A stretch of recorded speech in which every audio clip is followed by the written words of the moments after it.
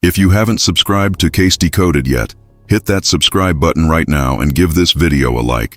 We cover the most significant true crime investigations with the depth and precision they deserve, and what we're about to break down today could be one of the most important pieces of evidence in the Nancy Guthrie case. 27 days. That is how long Nancy Guthrie has been missing. 27 days since the 84-year-old mother of NBC Today, show anchor Savannah Guthrie, was taken from her home in the Catalina foothills of Tucson, Arizona, in the early morning hours of February 1st, 2026. And as the investigation enters its fourth week, one investigative thread has emerged as what Sheriff Chris Nanos of Pima County himself described to CBS News as one of the most promising leads in the entire case. That lead is a backpack, specifically a black 25-liter Ozark Trail hiker pack, a product sold at Walmart. And the reason that backpack is one of the most promising leads in this investigation is not just because it was captured on Nancy Guthrie's doorbell camera on the night she was abducted, clearly visible on the back of the masked individual who approached her home at 1:47 in the morning. It is because every purchase of that specific product, every online transaction, every in-store sale, has already been handed over by Walmart to federal investigators. That is the foundation of the evidentiary thread this video is going to examine in detail. Because understanding what retail purchase records can reveal about a suspect, how investigators use that information, and what the Walmart evidence trail in this case potentially shows about the person who took Nancy Guthrie, is essential to understanding where this investigation is headed. Let's start with what we know for certain, based on verified reporting from CBS News and confirmed by Sheriff Nanos directly. The suspect captured on Nancy Guthrie's Nest doorbell camera was wearing a ski mask, gloves, and dark clothing, and was carrying a black backpack. The FBI identified that backpack as a 25-liter Ozark Trail hiker pack. The Ozark Trail brand is sold exclusively at Walmart. It is a Walmart private label brand, meaning it is not available at Target, Amazon, or any other major retailer. If you want an Ozark Trail hiker pack, you buy it at Walmart, either in a physical store or through Walmart's online platform. This exclusivity is what makes the backpack such a significant investigative lead. When a suspect uses an item that can only be purchased from a single retailer, investigators have a defined and limited universe of purchase records to examine. They do not need to canvass dozens of retailers or cross-reference multiple databases. They go to Walmart, and that is exactly what investigators did. Sheriff Nanos confirmed to CBS News that Walmart provided records of all Ozark Trail hiker pack purchases, both online and in-store, over the past several months, including sales beyond the Tucson area. Investigators have spent several days reviewing surveillance footage at local Walmart stores. The scope of the records request reflects the comprehensive approach that a major federal investigation brings to retail evidence. Now let's examine what those purchase records actually contain and why they are so valuable to investigators trying to identify the person who took Nancy Guthrie. Every retail transaction, whether conducted in-store or online, generates a documentary record. The specific contents of that record depend on the payment method and the purchase channel, and this is where the investigative picture becomes particularly interesting, and where the question of how the suspect paid becomes one of the most consequential details in the entire evidence trail. Subscribe to Case Decoded and hit the like button. We are going to go deep on the retail evidence in this case, and the details matter enormously. When a purchase is made at Walmart using a credit or debit card, the transaction record contains the card number, the name associated with the account, the date and time of the purchase down to the second, the specific items purchased identified by their SKU numbers, the price paid, and the store location where the transaction occurred. That information is stored in Walmart's transaction database and is also held by the financial institution that issued the card. When investigators execute a search warrant for those records, they gain access to a complete, verified documentary trail connecting a specific individual, identified by their financial account, to the purchase of a specific item at a specific location at a specific time. When a purchase is made online through Walmart's website or app, the record is even more comprehensive. It includes the account used to make the purchase, which in most cases is linked to a name, email address, and payment method. It includes the shipping address if the item was delivered, or the store location if the item was picked up. It includes the IP address from which the order was placed, which can be used to identify the device and potentially the location from which the order was made. Digital purchases leave digital trails that are extraordinarily difficult to fully obscure. When a purchase is made in cash at a physical Walmart store, the transaction record is more limited. Cash purchases do not generate a financial account trail. There is no card number, no name, no account associated with the transaction.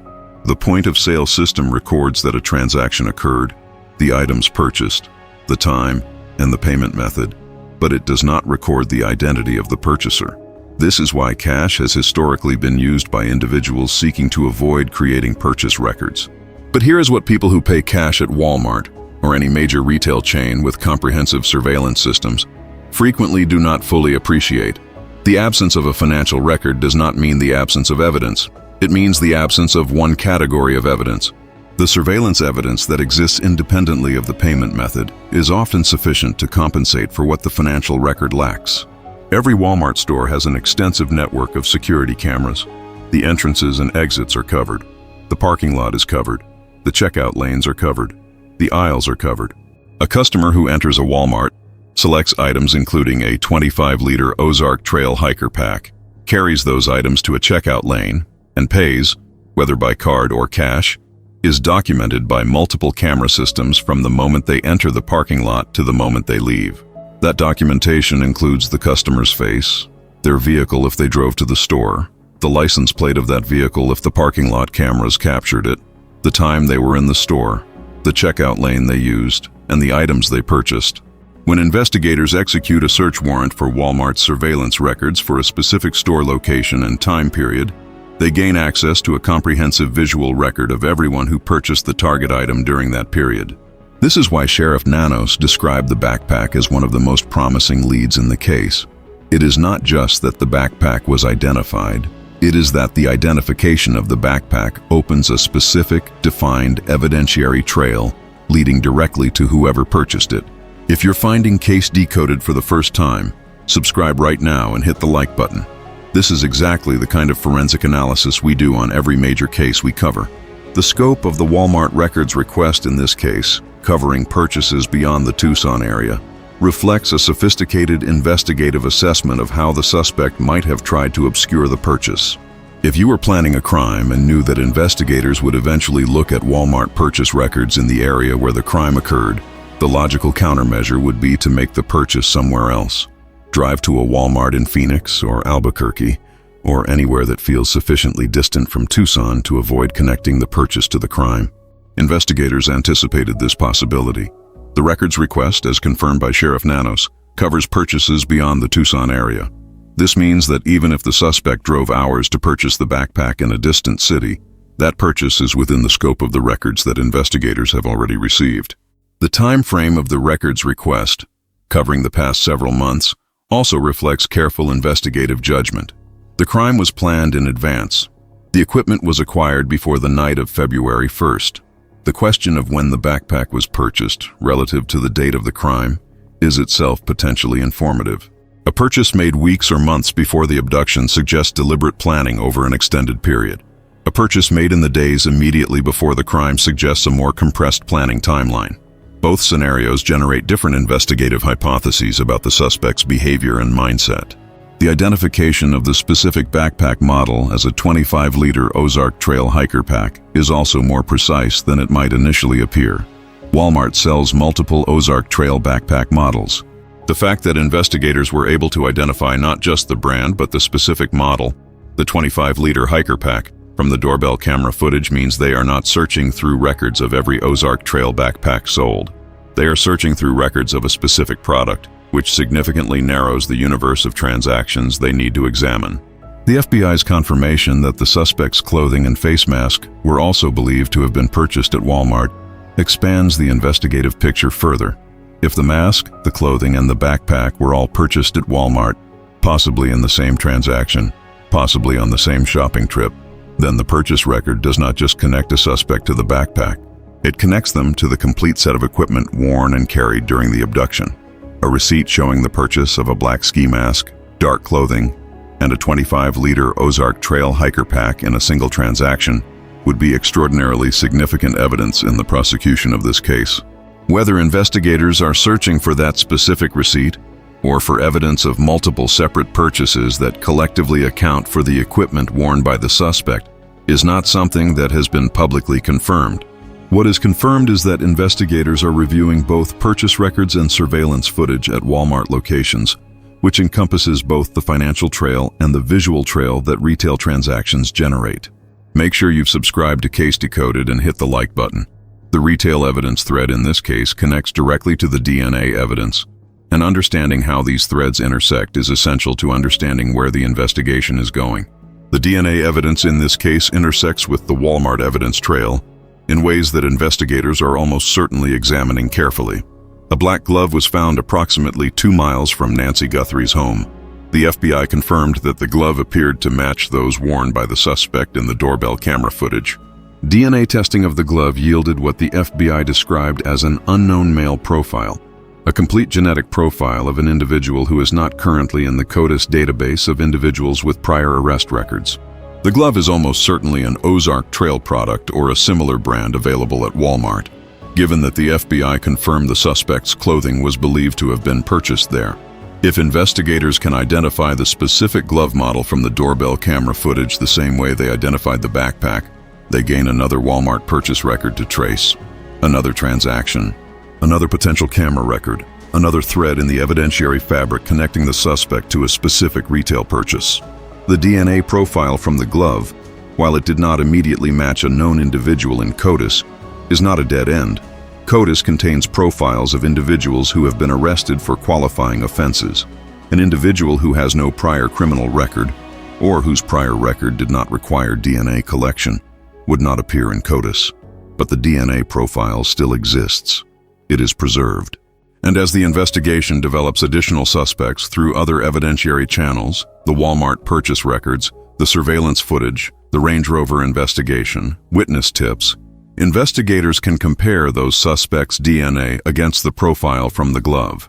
A match would constitute forensic confirmation connecting a specific individual to the physical evidence found near Nancy Guthrie's home. The complementary nature of the retail evidence and the DNA evidence is what makes the investigative picture in this case so comprehensive. Neither thread alone is necessarily sufficient to build a complete prosecution case, but together they create overlapping and mutually reinforcing evidentiary chains that are significantly more difficult to challenge than any single piece of evidence would be. Retail purchase records establish that a specific person acquired specific items. Surveillance footage from Walmart establishes what that person looked like when they made the purchase. DNA evidence from the gloves establishes the biological identity of the person who wore them. If all three threads converge on the same individual, if the person who bought the gloves and backpack at Walmart is the same person whose DNA is on the gloves found near Nancy's home, the prosecution case that emerges from that convergence is extraordinarily strong. Subscribe to Case Decoded if you haven't already, and give this video a like. We're going to continue following every development in this investigation as it unfolds. The gray Range Rover that investigators focused on in the parking lot of a Culver's restaurant near the residential area that was searched in mid-February adds another potential dimension to the retail evidence picture. A Range Rover is a distinctive vehicle. It is not a common choice for someone trying to avoid attention. If the suspect drove a Range Rover to Walmart to purchase the equipment used in Nancy Guthrie's abduction, that vehicle would be visible in Walmart's parking lot surveillance footage and potentially identifiable through its license plate. The connection between the Range Rover investigation and the Walmart evidence trail is speculative at this point. Investigators have not publicly confirmed any link between the vehicle and the purchase of the suspect's equipment. But the geographic proximity of the Range Rover to the residential area searched by investigators and the comprehensive nature of the overall evidence collection suggests that law enforcement is methodically connecting multiple evidentiary threads that may individually seem disconnected but collectively point toward a specific individual. The family's announcement of a $1 million reward for information leading to Nancy Guthrie's recovery, announced by Savannah Guthrie on February 24th, represents a parallel investigative strategy that complements the forensic and retail evidence work. The reward, combined with the FBI's existing $100,000 reward, and a $100,000 reward from a Tucson-based crime hotline, creates a total potential payout of $1.2 million for information that leads to finding Nancy. Financial incentives of this magnitude change the calculus for individuals, who may have information about the crime but who have been reluctant to come forward. Someone who knows something about where the backpack was purchased, about who drove the Range Rover, about the individual whose DNA is on the gloves. That person is now weighing their silence against the possibility of a $1.2 million reward. That is a significant weight on the scale. The specific framing of the family's reward, paid only for recovery of Nancy Guthrie, reflects a focus on finding Nancy herself rather than on prosecuting whoever took her. The family's priority, as Savannah Guthrie made clear in her February 24th video, is bringing their mother home. Whether that means a miraculous homecoming or, as the family acknowledged is possible, finding her after she has died, the reward is designed to incentivize whoever has information about her location to come forward. Savannah Guthrie's words in that video deserve careful attention. She said the family hoped the search could end with a glorious, miraculous homecoming, but acknowledged understanding that Nancy may have already died. This is the first time the family has publicly acknowledged the possibility that Nancy may not be alive, a shift in the public framing of their search that reflects the passage of 27 days without any confirmed proof of life. The absence of proof of life remains one of the most analytically significant aspects of this case. In 27 days, despite ransom notes that claimed Nancy was alive and aware of the demands being made, no verified proof of life has been provided to the family or to law enforcement. The family explicitly requested proof of life in their early videos. We live in a world where voices and images are easily manipulated. We need to know without a doubt that she is alive, and that request has not been answered with verifiable confirmation. Investigators are operating under the assumption that pursuing every evidentiary thread is the appropriate response, regardless of whether Nancy is ultimately found alive. The Walmart purchase records, the DNA evidence, the surveillance footage, the Range Rover investigation, all of this evidence collection builds toward accountability for what happened to Nancy Guthrie, whether the ultimate outcome is a rescue or a recovery. If you've been following this case from the beginning, you know how much each piece of evidence matters. Subscribe to Case Decoded and give this video a like to stay informed as every new development emerges. The sheriff's clearance of the entire Guthrie family, including all siblings and their spouses, as potential suspects is a significant investigative development that deserves examination in the context of the overall evidence picture. Sheriff Nano stated explicitly that the family has been nothing but cooperative and gracious and are victims in this case. This was, as the New York Times noted, the first time investigators had publicly ruled anyone out in the course of the investigation. The clearance of family members, including spouses, focuses the investigation entirely on individuals outside Nancy Guthrie's immediate family circle. It narrows the suspect field and allows investigators to concentrate their resources on the external threat that the doorbell camera footage documents: the masked individual who approached the property with a weapon, a backpack, and gloves in the early morning hours of February 1st. What the clearance does not tell us is how investigators reached their conclusions about family members. In major criminal investigations, the clearance of specific individuals typically follows a comprehensive review of their alibis, their communications, their financial records, and in some cases, their DNA. The fact that investigators felt confident enough to make a public statement clearing the family suggests that their investigative work in this area is sufficiently complete to support that conclusion. This leaves the evidentiary focus squarely on the unknown individual, documented in 44 seconds of doorbell camera footage.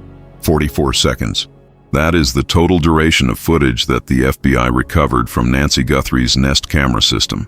Footage that shows a masked individual approaching her door, attempting to tamper with the camera, and ultimately covering its lens with foliage from a potted plant when the tampering attempt was unsuccessful.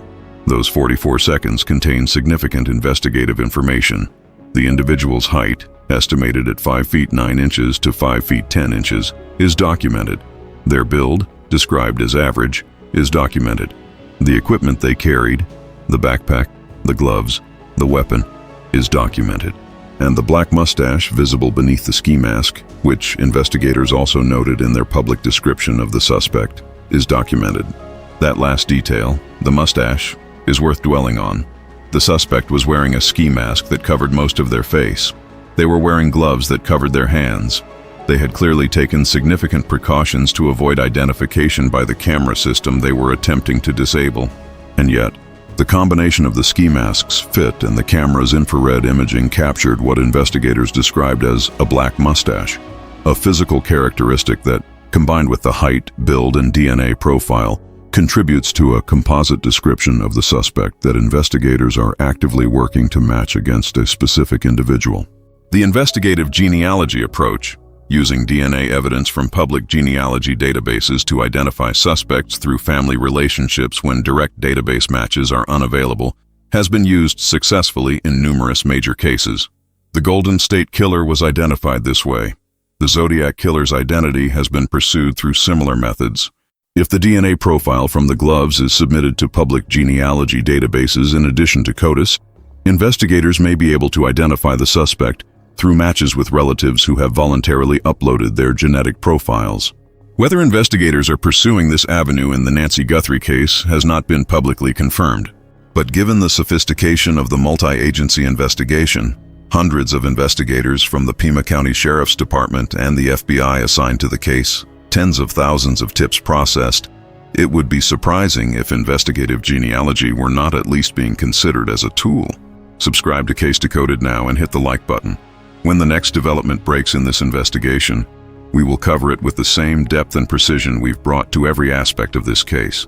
The totality of the evidence picture in the Nancy Guthrie case, the Walmart purchase records, the doorbell camera footage, the DNA from the gloves, the unknown DNA found on Nancy's property, the Range Rover investigation, the residential search near her home, the tens of thousands of tips processed by investigators, and the $1.2 million reward now available to anyone with relevant information, represents one of the most comprehensive evidence collection efforts in a missing persons and abduction case in recent American history.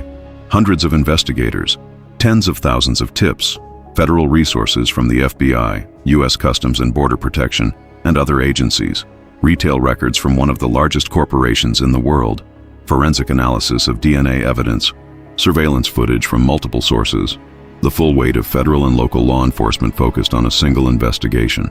The person who took Nancy Guthrie used a specific backpack from a specific retailer. They wore specific gloves that left their DNA on a specific item found near a specific location. They approached a specific home captured on specific camera footage that the FBI has successfully recovered and analyzed. They left behind biological evidence at the crime scene that does not belong to any member of Nancy Guthrie's household or immediate circle. Each of these facts represents an investigative thread. Each thread is being followed. And the convergence of those threads, the moment when the Walmart purchase record, the DNA profile, the camera footage, and the witness information all point to the same individual, is the moment when the investigation moves from evidence collection to prosecution. Nancy Guthrie was taken from her home 27 days ago. She is 84 years old, with limited mobility and a daily medication requirement. She is a mother, a grandmother, and a woman who had lived in the Tucson community for more than 5 decades. Her daughter has stepped away from one of the most prominent jobs in American television to be in Tucson, searching for her. Her family has offered their own money, $1 million, for information that might bring her home. The evidence being assembled by investigators is building toward accountability for whoever took her. The Walmart purchase records are part of that evidence. The DNA is part of that evidence. The surveillance footage is part of that evidence. And the $1.2 million reward is an incentive for anyone who has information about a backpack purchase, about the owner of a Range Rover, about the identity of the man whose DNA is on those gloves, to come forward before the investigation reaches its conclusion through other means. Stay subscribed to Case Decoded. Give this video a like, share it with anyone following this investigation. And if you have any information related to the disappearance of Nancy Guthrie, contact the FBI at 1-800-CALL-FBI or submit a tip at tips.fbi.gov. The reward is real. The investigation is active. And every piece of information that comes in brings this case one step closer to the truth about what happened to Nancy Guthrie and who is responsible. Thank you for watching. We will be back with the next development as soon as it breaks. The retail evidence dimension of criminal investigations has become increasingly significant in the modern era precisely because of the comprehensive nature of the documentation that major retailers maintain. Walmart, as the largest retailer in the United States with thousands of store locations and a massive online platform, maintains records of extraordinary detail and scope. When federal investigators execute a search warrant for Walmart records related to a specific product over a specific time period, they are accessing a database that contains information about millions of transactions. But with the specificity of the product identified, that database can be filtered to a manageable and actionable subset. The Ozark Trail Hiker Pack in the 25-liter configuration is not one of Walmart's highest-selling products. It is a specific item within a specific product line. The universe of people who purchase that specific product in the relevant time frame, whether in Arizona, in neighboring states, or across a broader geographic area, is finite. Investigators have that list. They are working through it. For each purchase made by card or online account, investigators can identify the purchaser and determine whether that individual matches the physical description of the suspect. 5'9" to 5'10", average build, black mustache. For each purchase made in a physical store, investigators can cross-reference the transaction timestamp against the store's surveillance footage to identify who was at the checkout lane when the item was purchased. The combination of transaction records and surveillance footage creates a comprehensive identification tool, even for cash purchases. This is the investigative power of the Walmart evidence trail. It is not just one piece of evidence. It is a framework for identification that, when fully worked through, has the potential to put a name to the masked figure in 44 seconds of doorbell camera footage. The investigation is ongoing. The evidence is being processed. The threads are being followed. And when they converge, the truth about what happened to Nancy Guthrie will become known, not as speculation or theory, but as documented, verified, prosecutable fact. Stay with Case Decoded as this investigation continues. Subscribe, like this video, and share it with anyone who wants to understand the real story behind one of the most significant missing persons investigations in recent American history. Thank you for watching. Let's go deeper into the specific mechanics of how retail evidence is used in federal criminal investigations, because understanding this framework helps clarify exactly what investigators are doing with the Walmart records they have received, and why it represents such a significant investigative tool. Federal investigators working major criminal cases approach retail evidence through what is called a multi-vector analysis, examining the purchase from multiple simultaneous angles rather than relying on any single record type. In the Nancy Guthrie case, the Walmart evidence generates at least 4 distinct investigative vectors, each of which can be pursued independently and cross-referenced against the others. The first vector is the transaction record itself. As discussed, this record contains different levels of identifying information depending on the payment method.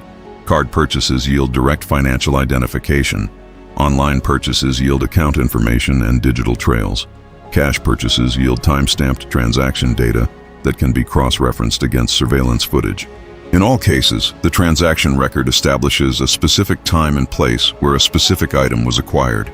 The second vector is the in-store surveillance system. Walmart's camera infrastructure is extensive, typically covering every entrance, exit, checkout lane, and major aisle in the store, as well as the parking lot. A customer who spent time in the sporting goods or outdoor equipment section selecting the Ozark Trail Hiker Pack would be captured by multiple cameras from multiple angles during that time. The quality of modern retail surveillance systems is sufficient to capture facial features, distinctive physical characteristics, and clothing details that can be used for comparison against other evidence. The third vector is the parking lot and traffic surveillance. Most major Walmart locations are situated near intersections covered by traffic cameras operated by local governments or state transportation departments. A vehicle arriving at and departing from a Walmart would potentially be captured by both the store's parking lot cameras and by external traffic cameras. License plate recognition systems, which are increasingly common on traffic cameras, can automatically record plate numbers of vehicles passing through an intersection. The fourth vector is the digital footprint associated with the store visit itself. Cell phone location data, obtained through a search warrant from telecommunications providers, can place a specific device at the location of a specific Walmart store at the time of the purchase. If the suspect carried a cell phone, that device's location history is a potential evidentiary record. Even devices that are powered off or set to airplane mode can sometimes leave traces through their interactions with the telecommunications infrastructure.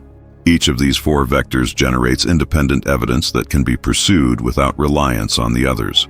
When all 4 are pursued simultaneously and their results are cross-referenced, investigators can build an extraordinarily detailed picture of who made the purchase, when they made it, how they got there, what they looked like, and what vehicle they were driving. This is why Sheriff Nanos described the backpack as one of the most promising leads in the case. He was not referring to a single piece of evidence. He was referring to a framework of evidence generation, a specific product from a specific retailer that opens multiple simultaneous investigative channels, all pointing toward the same individual. If you haven't subscribed to Case Decoded yet, please do so now and give this video a like. This level of forensic analysis is what we bring to every case we cover, and your support helps us continue this work. The timeline of the purchase relative to the crime is another dimension of the retail evidence that investigators are examining. The Ozark Trail hiker pack and the associated equipment, the mask, the clothing, the gloves, were acquired before February 1st, 2026. How long before is a question that the purchase records will answer. If the purchase was made months in advance, it suggests a suspect who had been planning this crime over an extended period, who identified Nancy Guthrie as a target, researched her home and her circumstances, and methodically acquired the equipment needed to carry out the abduction. This profile is consistent with an organized, premeditated criminal operation. If the purchase was made in the days or weeks immediately preceding February 1st, it suggests a more compressed planning timeline, possibly a suspect who identified the opportunity more recently and moved quickly to acquire the necessary equipment. This profile might suggest someone who had recent access to information about Nancy's circumstances, her routine, or her home security arrangements. The planning dimension connects to another investigative question that the retail evidence helps answer. How familiar was the suspect with Walmart's capabilities? A suspect who understood that Walmart maintains comprehensive purchase records and surveillance footage might have taken steps to acquire the equipment in ways designed to minimize the retail evidence trail, paying cash, purchasing from a distant location, using a disguise in the store. A suspect who did not fully appreciate Walmart's evidentiary capabilities might have made the purchase in ways that left a much more complete record. The investigators reviewing the Walmart footage and records will quickly determine which category of suspect they are dealing with. If the records show a cash purchase at a distant Walmart by an individual who wore a hat and kept their face angled away from cameras, the suspect had some awareness of retail surveillance.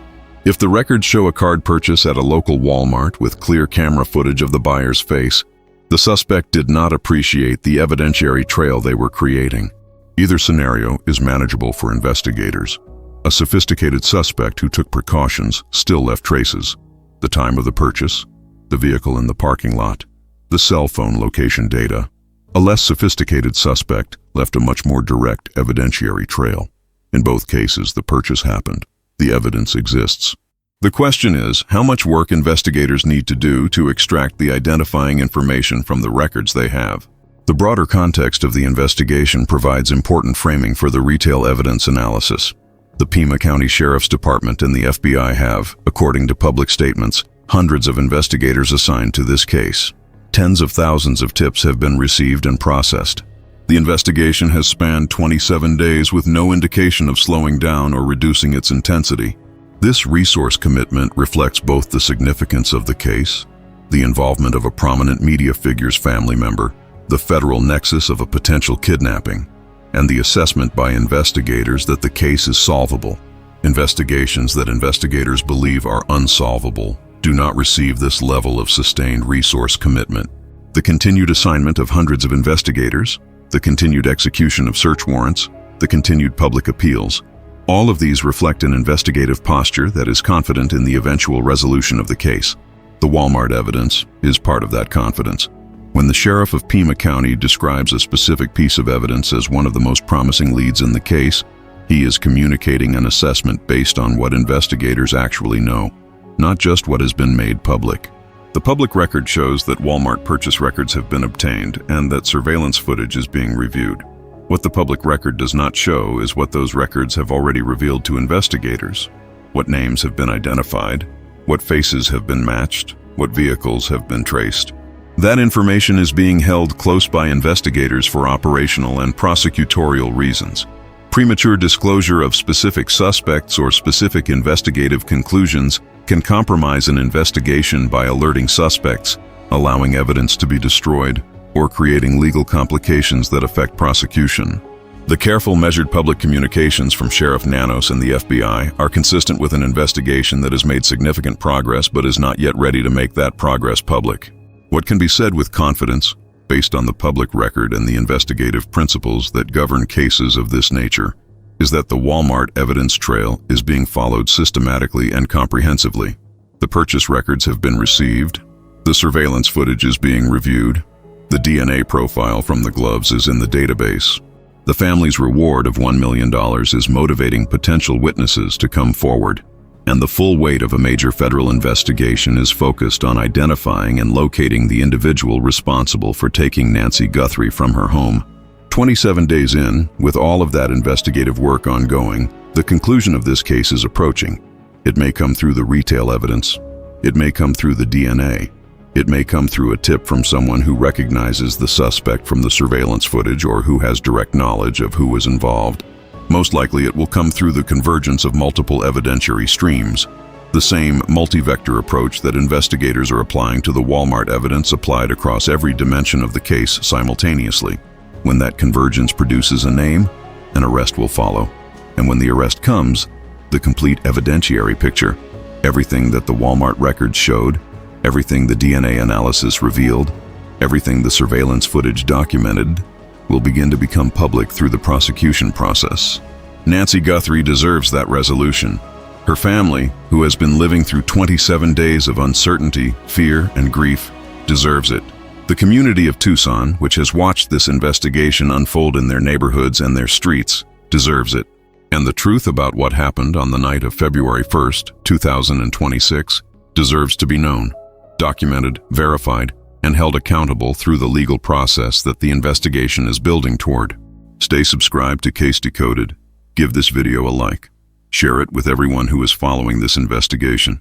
And if you have any information related to the disappearance of Nancy Guthrie, about a backpack purchase, about a Range Rover, about someone whose behavior or statements connected to this case, contact the FBI at 1-800-CALL-FBI or at tipsfbi.gov.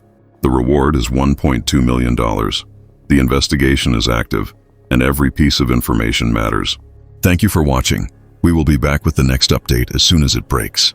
The significance of the Ozark Trail backpack as the central piece of retail evidence in this case cannot be overstated when you consider the totality of what its identification makes possible. Let's walk through the complete investigative chain one more time, because the precision of this evidentiary thread is what makes it genuinely extraordinary. Step 1.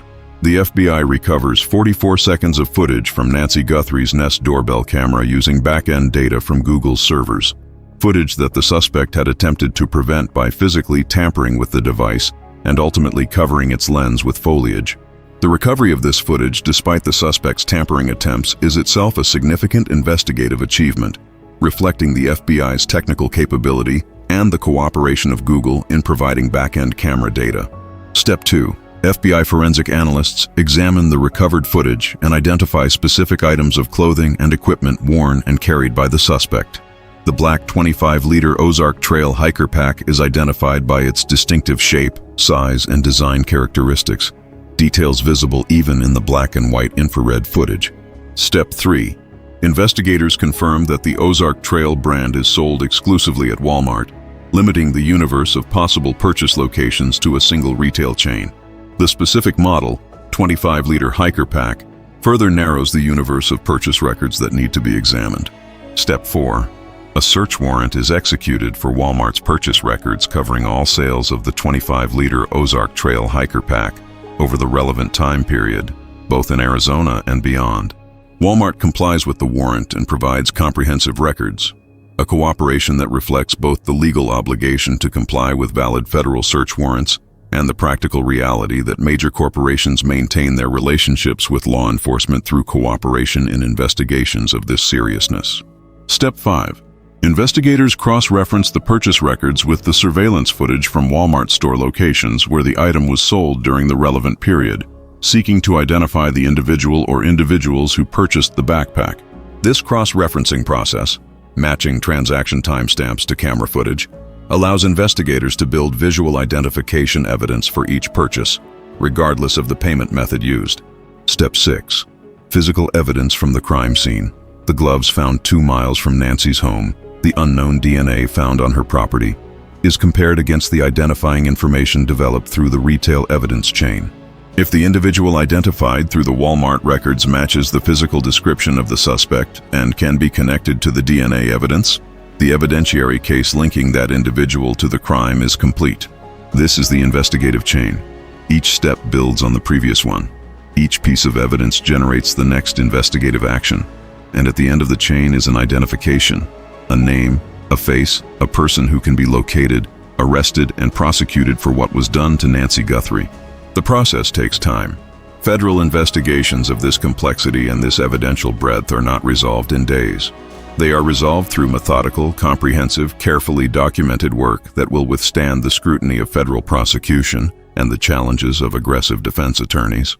The 27 days that have passed since Nancy Guthrie disappeared represent not a failure of the investigation, but the reality of what thorough investigative work requires.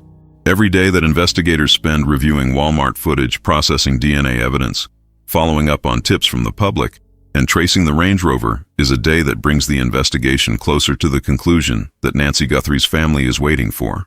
The $1 million reward announced by Savannah Guthrie on February 24th, combined with the FBI's $100,000 reward and the Tucson Crime Hotline's $100,000 reward, creates a total incentive of $1.2 million for information that leads to Nancy.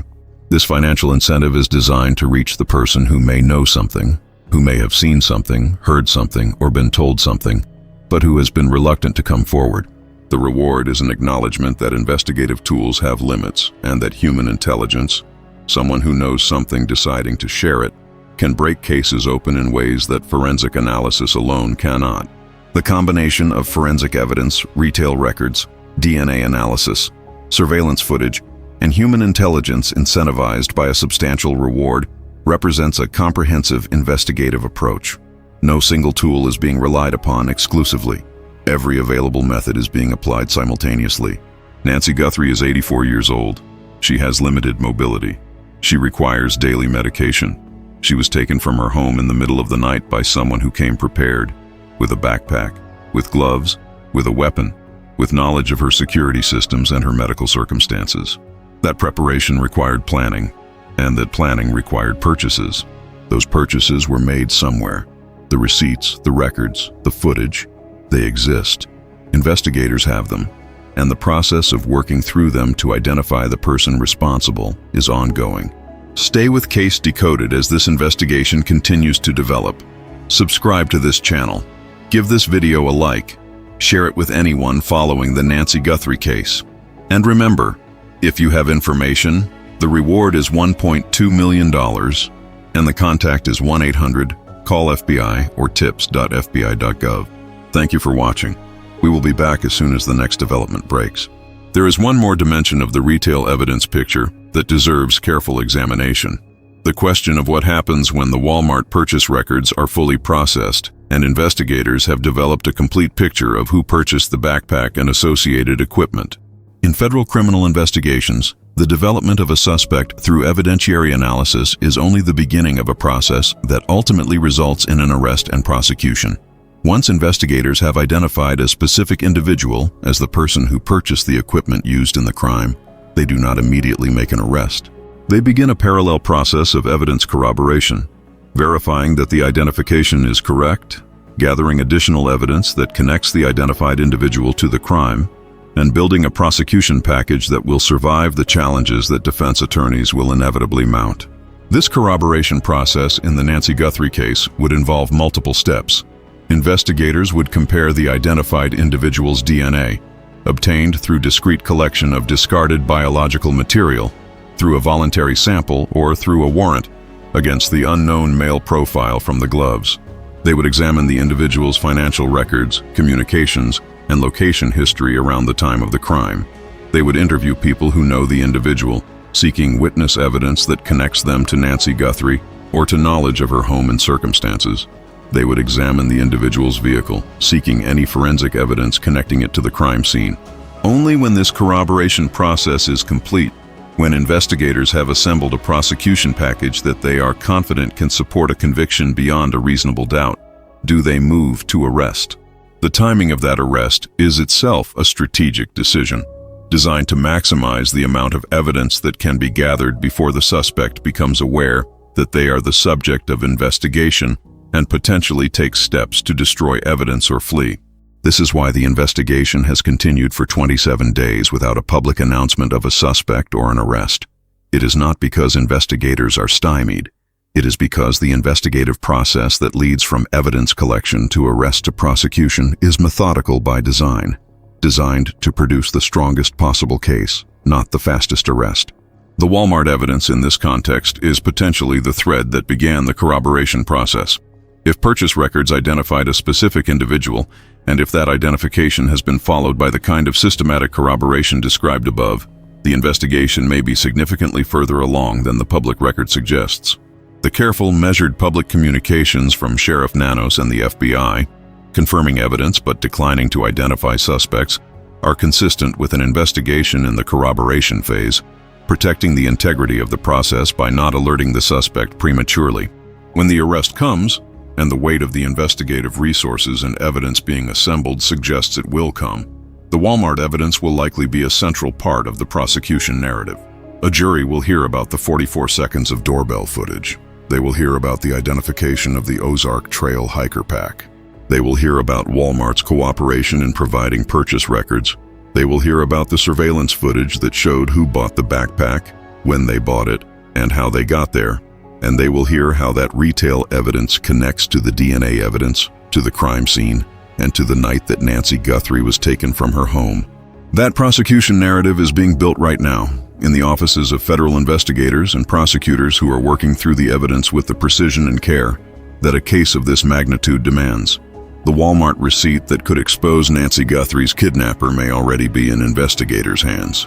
The question is not whether the evidence exists. It is when investigators will be ready to act on it. Subscribe to Case Decoded. Like this video. Share it. Stay with us as this investigation moves toward its conclusion. Nancy Guthrie's story does not end with her disappearance.